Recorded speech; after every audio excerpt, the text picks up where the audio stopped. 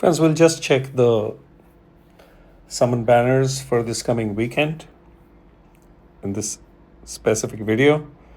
So the event hall within the game app has got this updation. Apart from all the quests and events that are coming, the three different types of summon banners are very much over here. So the first one is Anora and Idril. Anora is a special banner, limited edition hero that is not available in the game except once when she was launched, along with the bonded pair of Ymerit. So she has a bond skill along with him. And they both are coming back. Of course, they belong to two different sections. Anora is in the regular summon, a regular summon hero, but a limited edition hero. And Ymerit is a unnamed lord hero without a faction, unnamed lord hero in the ancient summon portal. So yeah, one of the things that is going to happen is, before I actually proceed forward, I urge everybody out of freedom to be able to make your decisions and also do your own research instead of completely depending on creators for hero related information. Though, because certain creators have access to the test server, they have hero tests done and they share videos. Of course, they are extremely helpful. However, for older hero or any existing hero that has been in the game for even a short period of time, we have this rating aspect. The moment we complete the hero to the maximum promotion level, ascension level and promotion level, we are able to rate the hero. So hero rating is given by those players who have actually got the hero maxed out. And you can actually see there what is the rating the hero has across different aspects of the game. So Anora has got a 5, which is the maximum rating. And when you look at the whole thing, the lowest rating is in AMR. She being a platform unit, there is only one platform given in AMR, which means 4.3 is still pretty useful. Having said that, she is an excellent hero, and she was guaranteed again when she came first, which means many players have got her because she was available through the normal, that is the blue summon crystal route, and also using gems. So even purchases can be done and gems can be used. However, this return of hers is going to benefit big chunk of the player at Awaken 1, me included. I have not been able to use any unpolished soulstone on her because there are others putting a claim. However, now that Anora is being brought, I would like to believe that there are certain aspects in the game that are going to require Anora's play, and hence I'm really looking forward to the A1. A1 ensures, and she has received a buff. So if I were to go and check what is the buff that she has received or some of the new heroes that have received, we go over here to the notice center, we go to game news, and we look for a system. Yeah. So update, which has happened earlier today, and we look at it. So Anora is right up there. Cost has been reduced from 22 to 19, which means she can be deployed faster. Then stack cap of Ancient Spirit reduced from 15 to 6, and per stack, attack has been reduced from 1% attack to 3%, which means 15%, which would have taken 15 stacks to achieve, is now going to be much faster, which means 6 stacks will deliver 18%, not just increased attack, but even the stacking is going to be much faster. So because the stack requirement is less. Then the other part is Rim Dive that is enhanced. During the ultimate, the Labor's basic attack has expanded damage range, which is superb. And of course, Awaken 1 we just spoke about. I'll go back. In Awaken 1, there is something very interesting that's happening. Apart from the noxious breath and costs and all those things being improved, This was 1 second immobilized state, which has been increased to 2 seconds. 2 seconds in this game immobilized is high. We have got a lot of heroes that give you 0.5 seconds of immobilized. It's just immobilize and they start moving. Little advantage. So 1 second was pretty decent, and 2 seconds is extremely good. Having said that, that's Anora. She is paired with Idril, the best active damager and impactor from the epic gang in this game. Of course, many people love Dolores more. Dolores, from a support perspective, is the top one. But every time you're not going to use Dolores everywhere. But Idril is going to come in handy everywhere. So that's the part. And for the beginning as well as mid, Idril comes in extremely handy. So that's that. We are moving to the other invocation banner. So Anora is going to be available 20x. All the three summons are going to be 20x. And Anora is guaranteed within 200 summons. The next one is going to be this banner of Talon and Lyra. So Lyra is returning. She's a magic mage in the game. Extremely useful. You can actually get an idea as to how useful she is. Again, rated pretty well. In Faction Trial, Drake's Chasm, Titanic Ruins, 3 tough areas. Void Rift, so Immortal Codex, all over the place. She has a good use. So, and you can read more over here. And if there is any language that you don't understand, you just have to click this A and you can, it translates, the game translates the language to English. So that's Lyra. But this is a new hero that's coming, part of Dual Faction, Watcher and Piercer.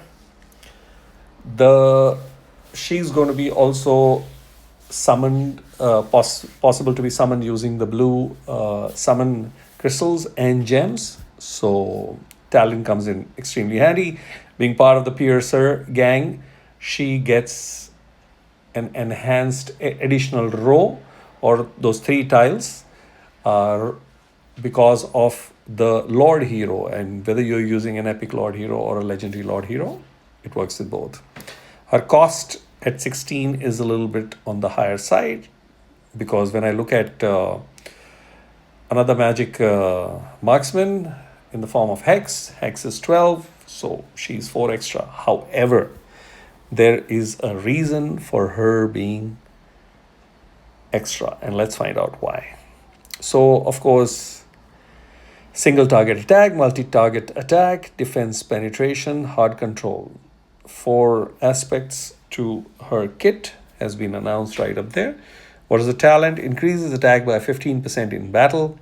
Can be deployed on both platform and ground tiles. Now that is huge. So when I look at the ground tiles, 16 doesn't seem to be high. So she has the benefit of being deployed on ground or on platform. When deployed on ground tiles, the hero transforms into a Berserker stance, reduces deployment time by 15 seconds. So what is the Berserker stance? Reduces attack range and attack speed. Attacks deal AoE physical damage to enemies in range. Increases block by 3, and block by 3 is pretty cool. And max HP by 100%. And converts 80% attack to defense. Attacks have 20% chance to inflict 10% vulnerability. Physical damage, cannot target airborne units. Now, this is really cool. There are fellow content creators that have access to the test server, so they have put a test of hers. So you can actually check that out. Berserker stance has that white bear. I think she stays in as a marksman in this current form that you can see on the screen. But when goes into the ground unit mode, that is the bear. Let's check. So that's standard. Let's look at Nature's Resolve. So that's the range. When activated, reduces attack interval by 40% and attack ignores 60% magic resistance. Wow. While in Berserker stance, this effect is replaced with increased attack by 40% and all damage reduction by 20%. Dispels one debuff from the hero every 5 seconds. That is excellent. So self cleanses. And when taking direct damage, restores 5% of the max HP for the hero and adjacent allies. So that's ally buff and can be skilled up. So you have that. Then what is this? Nature's Fury. Every 10 attacks launched, the next attack deals 480% damage and dispels one buff from the target. When the ultimate is activated, this effect is guaranteed to be triggered one time. While in Berserker stand, which is the ground tiles, this effect is replaced with attack has 15% chance to trigger Ground Stomp. What is Ground Stomp? Deals 340% AoE physical damage to 5 enemy targets within 2 rows ahead and knocks them back. So she has a knock them back aspect also. The damage range expands and inflicts stun on hit targets for 1 second. Wow, that's a lot of stuff being done. Ironbark armor, 20-second when deployed, gains 1 stack of Thorn Shield. Increase attack by 2% and defense by 2%. All stacks are preserved after deployment. Every 20 seconds, so deployed gains 1 stack of Thorn Shield. Every 20 seconds, up to 10 stacks. Each time Nature's Fury, this passive, is triggered, reduces cooldown by 5 seconds. While in Berserker stand, this effect is replaced with reduces cooldown by 1 second for every 1 time healed, up to 1 time every 2 seconds. So there's too much to and fro. We'll have to actually see how to use when she comes in, but it's going to be fun because we have heroes doing dual things, dual modes, but not dual placements. I think this is the first hero that has a dual placement in the game. Let's look at the stats. So regular stats, I would say, is a marksman. All stats are regular, but the Berserker part has to be understood. So Awaken. 1 for every 1 stack of Thorn Shield increases damage by extra 2%. Okay. Standard attack 300. Increases initial rage by 300. Increases stack cap of Thorn Shield by 5 and gains 2 stacks. Thorn Shield with each. And gains 2 stacks with ultimate. That's again brilliant. Penetration standard. And for every 1 stack of Thorn Shield reduces the hero's AoE damage taken by 1%. When Thorn Shield, you just need to tap this and you'll know what this is, reaches full stacks, the hero survives when receiving fatal damage for the first time after each deployment and restores 50% HP. So she self-heals herself when receiving at full stack a fatal damage for the first time. Wow, after each deployment. So if she has died, first deployment she heals 50% and then does her thing, and in case she dies and is redeployed, then again this fatal damage self-healing is going to happen. That's brilliant. So that's Talon. We know what Lyra does, so I'm going to skip that. Within this, all the 3, Philippa has hardly been around, so I'm really surprised that she has been included in this particular portal. You can read her reviews, very few, because very few players have used. I do have her, but I haven't used her at all, ever. Atrox has very unique use in terms of his cost, his low cost, and his deployment time is just 20 seconds, which is super fast. So he has a unique kit. You can actually go through that. Part of the cultist and chaotic factions. And we have it's a magic mage. Fairly useful here and there, but there are many other options. But just for the fun of it, she is available as one useful option in GVG to slow down things when everybody is super fast. So that's the special divine, and of course Talon and Lyra are available through the regular blue crystals and the special divine summons also. Anora is only available through gems and blue crystals. Moving forward, Yumerit is coming along with Anora. So whoever doesn't have Yumerit, you have an opportunity to get. You always have an opportunity to get in all ancient summons. The only difference is now he's available 20x. So he's part of the unnamed, as is shown right on top under the word gallery, left top, is a normal fighter. And being unnamed, which means he can be deployed with any faction. So that's one good thing. And he picks up the Lord skill benefits or the Lord benefits of the respective Lord of the faction in which he has been deployed. So that's it. I'm going to say he has a bond skill along with the Anora, and they basically support each other. So obtain Anora to unlock the following bonus effect. There is a 20% chance to inflict an extra stack of Winter's Bite. When Yumerit receives fatal damage for the first time, he transforms into a dragon egg with all his rage cleared. So many times I have been able to heal and bring him back from there. So that is really excellent that he can be still maintained within the game. You have these various awakenings. I used one of the unpolished soul stones because the unnamed Lord heroes can use that. But I'm really looking forward to his Awaken 2 if I can pull him. Though I would want to pull the other fellow because he will go to A3 and that's a much better option than Yumerit. However, this one, the Awaken 2, is excellent. Of course, his attack goes up.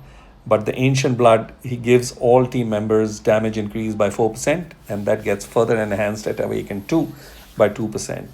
He is, again, when you look at this review, you can see he's basically 5 literally everywhere and has got massive utility across the game. So that's the benefit of Yumerit. And of course, combined with Anora, makes it excellent. I will skip because he's been around, so there's enough material out there. Similarly, very briefly, I'm going to touch Walderon. He's a chaotic lord. Of course, you can see the rating that he has. Excellent gameplay. He's a normal fighter, and he has his unique benefit of, in the arena, the cost being reduced by 5. So from 19 he goes to 14. At 14 he's very quickly deployable, and the chaotic faction rules a lot of aspects of the arena. So he is providing single target attack, durability, and attack buff. Excellent hero. For me, he is at Awaken 2, so that's Awaken 1, Awaken 2, and I'm really looking forward to this being activated if I can get him at Awaken 3 during Chaotic Vitality, which is loses 10% of current HP per second. Each stack increases attack by 40% and crit damage by 40%, stacking up 2 times. So that's really an extraordinary buff. Very good quality buff. Let me not use the word extraordinary. That sounds really fancy. The hero's attack ignores 50% of the target's defense, and that is brilliant, especially against hordes, because hordes have their defense, and that can be ignored. That really helps. In fact, also dealing with bosses, that helps because it's not been specified, so it applies there too. And there is a skin of his coming too. This is it. So he has a hole in the chest, a portal. So that's Waldy. So these are the heroes that are coming in. you can actually see details of them within the game app itself. However, is this over? No. You can also go over here and all the hero details are available. So we have got explanations within the guides. So hero gameplay, Talon, what did she do? Then buff, dispel, attack boost, and magic resistance, penetration, and debuff, dispel, all explained over here. Both aspects, the marksman as well as the berserker ground placement explained. Then stage performance, what all places she comes in handy. Then recommended gear is provided over here for Talon, which is Warlord and Soulbound Arcana. I think that's standard for most attacking heroes to have that combo of Warlord and Soulbound Arcana, which is available from Gear at 3 and of course Gear Dungeon. But Gear at 3 is specific for this particular combo, and hence Gear at 1 for Warlord and Soulbound Arcana and Infernal Roar. These are the two that's from Gear at 3. So the two places for actually all the three Gear Aid 1, 2, and 3 are useful to farm, but after a particular time, you will start spending more time in farming Gear Aid 1 to get some really good left side gear, and then Gear Aid 3 to get the right side attacking gear. The Gear Aid 2 is primarily aimed at the healers and support providing heroes. So that helps. Calamity and Wisdom set on. Now these are the T1. The T2 are a little enhanced ones. And within that, you can see the top priorities, attack bonus all 3 out, and crit damage and crit bonus. What is crit bonus? It's be the same crit damage. So crit damage, then crit rate, attack speed, and attack speed is going to be the combo that we are looking at. The recommended artifact is Echor Chalice and Spirit Siphon. So these are the ones that come in handy. Moving forward, this section in the guides is about the summon team overview. So you'll be able to see a lot of heroes that are being provided and some information as to what they do and so on and so forth. Anora has got her guidance available over here as to what does she do, where she can be deployed and used. And this, the recommended gear part, is extremely useful. That 2-piece Warlord and Wicked Vengeance combination is fantastic, otherwise Soulbound Arcana. So Wicked Vengeance comes from the T3, that is through those special fabrics. And it has its unique attributes when you deploy all the 3. So that's the combo that you can actually use, T2 Warlord and Wicked Vengeance common, that's on the left side, and on the right side it's Soulbound Arcana, which has been recommended. Of course, if you don't have her Scepter of Impiety fully done, and if you're dealing an important battle, then you can take Tear of Twilight maxed out. But I think this visit of hers is going to provide us 2 copies of her Scepter of Impiety, which should help if in case you already have a previous one. So should rise up 2 levels at least. Then we have Lyra. Same explanation for Lyra as to what does she do. Gives you a good idea about her.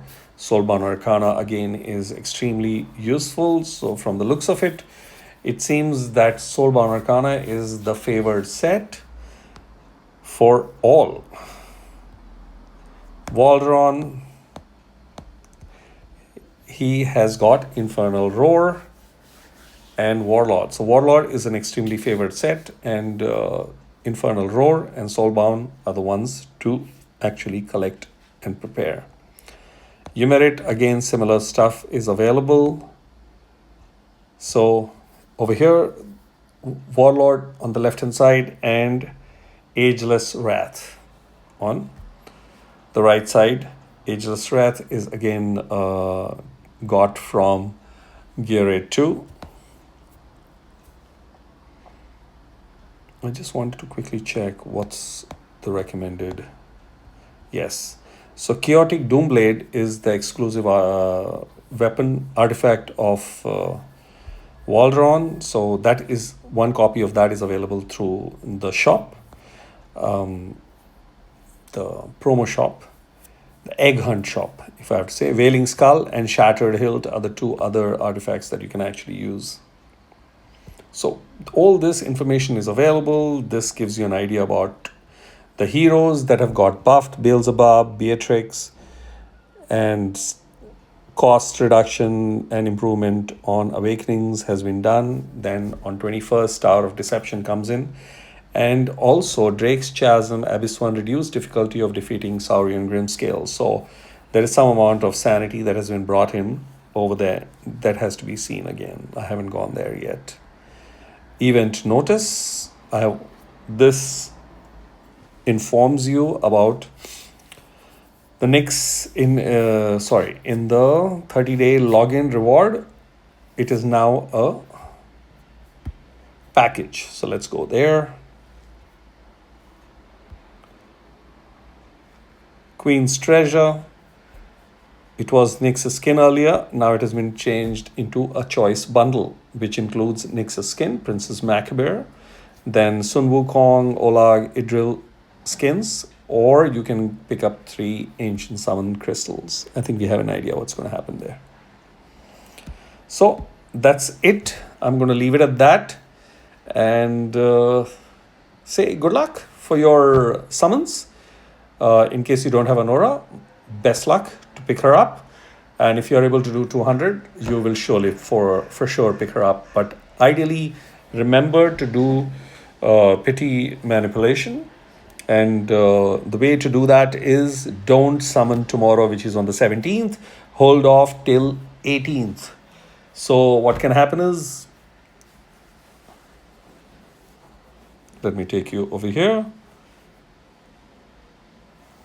Pity timer says that 180 consecutive summons. If you have not received a legendary hero, then after the 180, the pity timer ticks in, and every summon you'll have 5% chance, additional chance to pick up a legendary hero. So you can actually, for a more safer bet, do 160 summons tomorrow. If you have not got an aura, then hold off and do the next set of summons on Talon and Lyra banner and aim for that so that your pity gets used over there. And if you can pick up Talon or Lyra based on who you want to pick up, you can come back and do the 40 summons on Anora banner. That's how we do the pity manipulation. We basically go and use the pity on the banner. So for within 40 summons on the Talon and Lyra banner, you have a chance, 20x chance to pick up any of those 2 heroes. Or for that matter, any legendary that RNG will give you. So that's the pity manipulation. So best is to hold off for a day in terms of summons and aim for picking up a hero. You can, of course, also do your pity manipulation, skip the pity manipulation and just go for Anora tomorrow. But since Anora is guaranteed in 200 summons, why not do the 200, the last portion of the pity portion of the summons on a different banner to be able to pick up? That's the rationale for pity manipulation.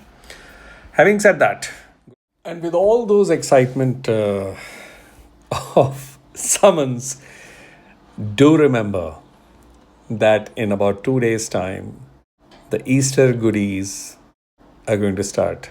They've already started with the egg hunt. However, via the content creators of the game, these are the, how many?